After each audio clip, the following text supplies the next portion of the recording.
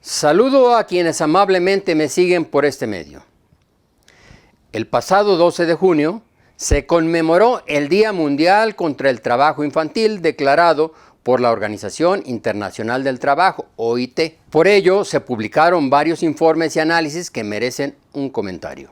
Por trabajo infantil se entiende toda actividad física, mental, social o moralmente perjudicial que priva a las niñas y niños de su niñez, potencial y dignidad, pues interfiere en su educación, les impide realizar actividades propias de su edad y limita su desarrollo pleno e integral. Se realiza entre los 5 y los 17 años, por lo común con horarios prolongados, en lugares insalubres y peligrosos, con cargas pesadas que dañan su desarrollo físico y emocional. En la mayoría de los casos, se ven obligados a abandonar la escuela. Incluso, muchos infantes caen en las redes del narcotráfico, la prostitución o el crimen organizado. Este mal afecta a todos los países capitalistas del mundo. Naturalmente, es más grave en países con menor desarrollo económico y pobre crecimiento, como el nuestro. En el mundo hay 160 millones de niños que se encuentran laborando en precarias condiciones. El Papa Francisco, en un mensaje a la OIT, lo dijo claramente: la pobreza es la madre de todas las explotaciones.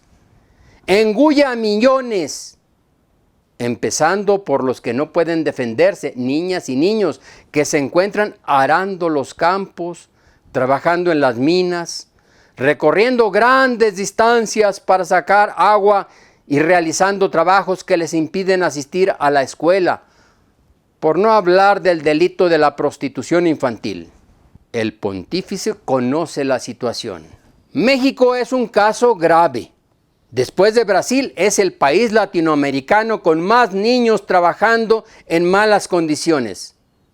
Según datos del INEGI, 3.3 millones de niños y adolescentes realizan trabajos que están prohibidos por la ley laboral. Cifra que aumenta con los que trabajan en la economía informal, en el trabajo doméstico o en negocios familiares sin control o registro alguno. De ese total, 2 millones son hombres, 61%, y 1.3 millones son mujeres, 39%. En términos generales, el 11.5% de la población entre 5 y 17 años están ocupados en estas actividades. Hay opiniones muy reaccionarias que sostienen que el problema se genera porque muchos padres irresponsables se desentienden de la obligación de mantener a sus hijos hasta la mayoría de edad. Se equivocan. No es su voluntad obligar a sus hijos a trabajar. Ellos saben los sufrimientos y peligros a los que los exponen. No es una cuestión de voluntad, sino de sobrevivencia. Es una salida obligada por el desempleo, los bajos salarios, la falta de oportunidades. Saben lo dañino que resulta para sus hijos, pero no tienen opción. El trabajo infantil es una manifestación de la pobreza. Es una de sus consecuencias más crueles. ¿En qué estados o regiones del país es más grave el problema? Evidentemente, en los más pobres. No es una casualidad que Oaxaca tenga el más alto índice del trabajo infantil, 21%, casi el doble de la media nacional. Y entre las regiones que sobresalen por la gran cantidad de mano de obra infantil que emigra en busca de mejores oportunidades, debemos señalar a la Mixteca, que abarca porciones de los estados de Oaxaca, Guerrero y Puebla. La meseta Tarasca, en Michoacán. Y el llamado filo mayor de la Sierra de Guerrero. Emigran por miles a los campos agrícolas de Sinaloa, Sonora, Baja California, Baja California Sur, Tamaulipas, Nuevo León, Colima, Campeche, Morelos y la comarca lagunera, que abarca parte de los estados de Coahuila y Durango. Y solo he señalado algunos casos relevantes, pero no hay ni un solo estado que se libre de este mal.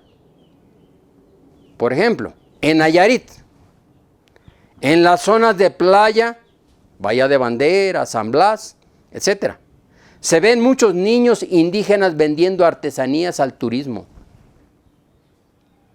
En Chihuahua, miles de niñas y niños de la Sierra Tarahumara recorren grandes distancias para trabajar en los campos agrícolas, en la recolección de chile, tomate, nuez y otros productos de la región. La Ciudad de México tampoco escapa a este mal.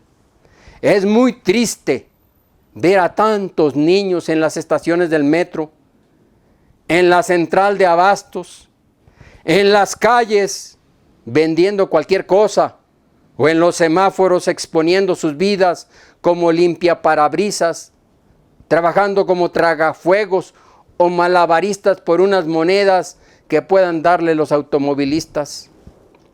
¿En qué trabajan los menores?